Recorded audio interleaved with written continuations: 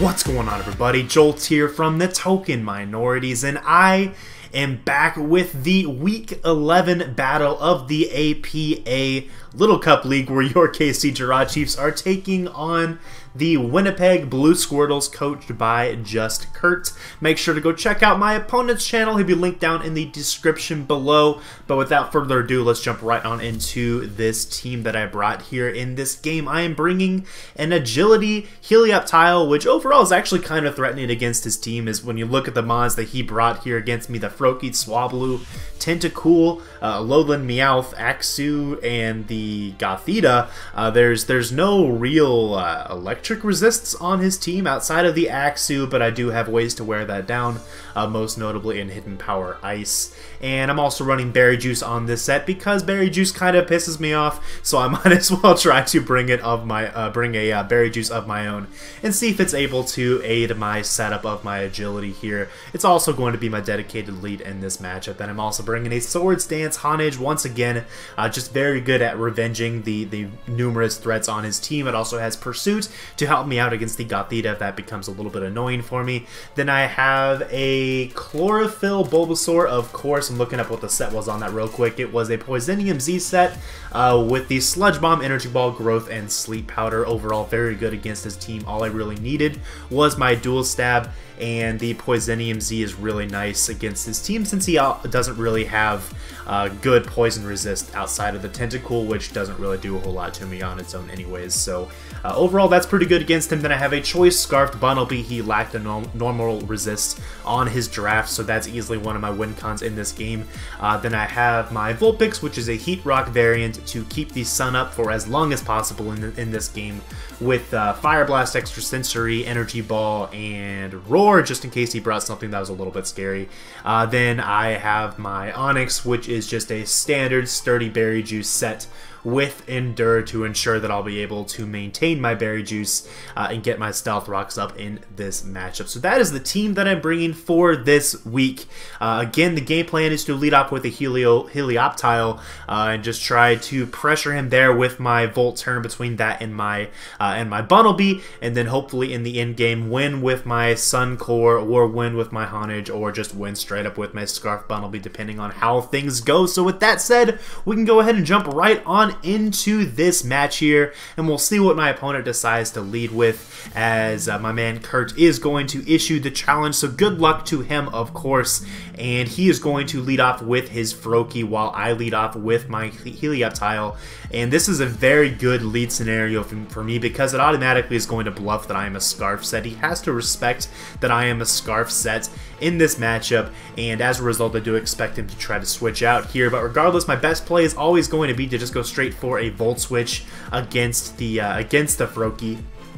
And he decides to go into his Gothita, which works out really well for me because now I'm going to be able to go straight into my Bunnelby, and this is a free U-turn as well, considering the fact that I guaranteed outspeed this Gothita. The damage from Volt Switch implies that he should be in range of my U-turn, so this is just a kind of a checkmate situation for him, specifically for his Gothita, as that's going to go down here to my U-turn. As now I'm going to switch into my Helioptile. Also, shout out to Styx for these fantastic nicknames that you're seeing on my side of the screen for this game, as he is going to go into his Alolan Meowth. So this gives me an opportunity just to see what type of set this is, as he decides to just go straight for the Dark Pulse, outspeeding me, which isn't really too much of a surprise. But what I'm actually able to do here is just go for another Thunderbolt against this thing to try to knock it out, as I should be almost guaranteed able to survive that Dark Pulse, but unfortunately he is able to knock me out with a crit there, which does put a little bit of a damper on my Helioptile's plans. I was a Berry Juice set, I would have been able to get back up to full health after that,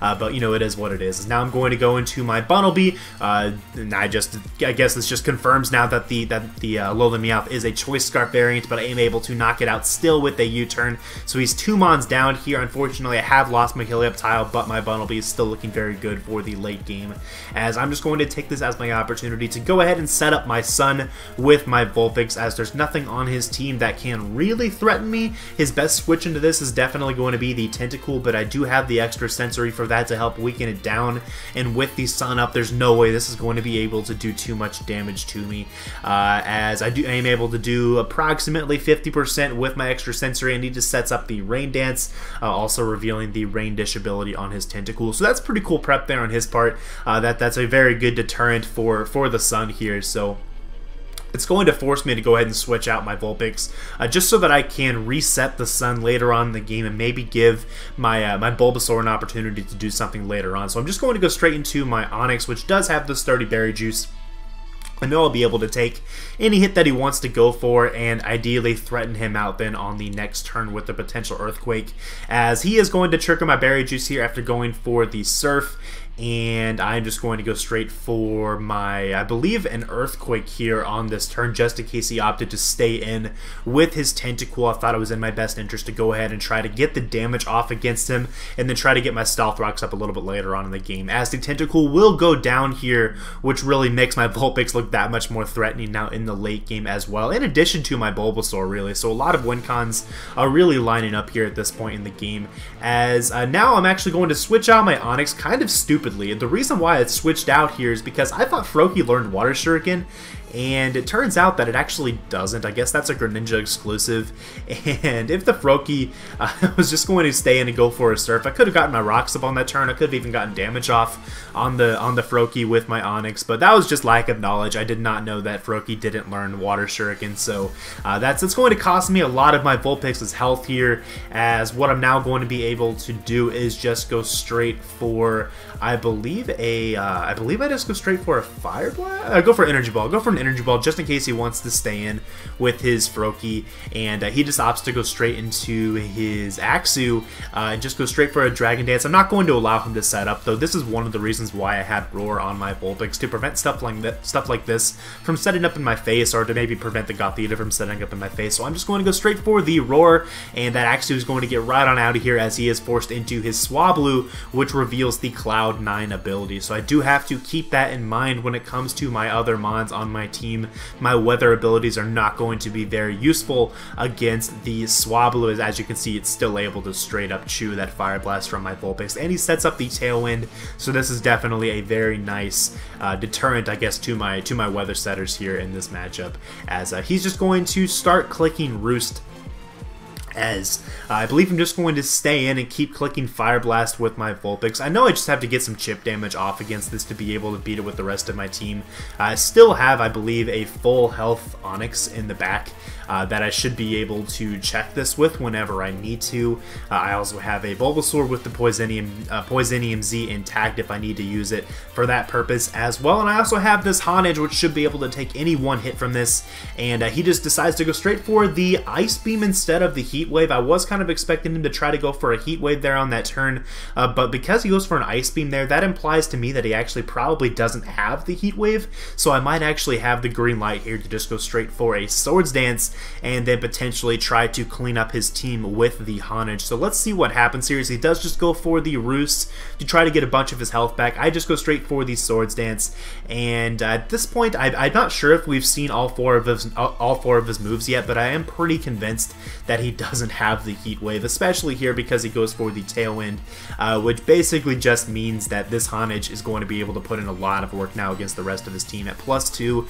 the only mon on his team that might be able to take a hit from this is his Axew, and Axew typically can't do a whole lot of damage to my Honedge either. So he is just going to go straight into his Froakie to try to check my Honedge here. I'm just going to go straight for the Shadow Sneak just to see if I can potentially get the knockout here against the Froakie, and I'm almost able to, but unfortunately just miss out, as he is going to be able to get that Surf damage off against the Honedge. I'm not sure if that was a roll against the Froakie, but unfortunately it is able to survive the +2 sneak, and he's able to get that damage off on the Honedge, but now he's going to go into his Axew, which I believe might be his final Pokemon on his team at this point, and he is just going to go ahead and try to, I believe, set up some Dragon Dances against me. So I'm just going to go for a Shadow Sneak just to see how much damage it does against him. I think it should be a 2-hit KO, unless he's like a fully defensive Axu, which is possible. I just don't think that's what he's going to be. I think he's going to be in a Violite, kind of speedy but bulky set.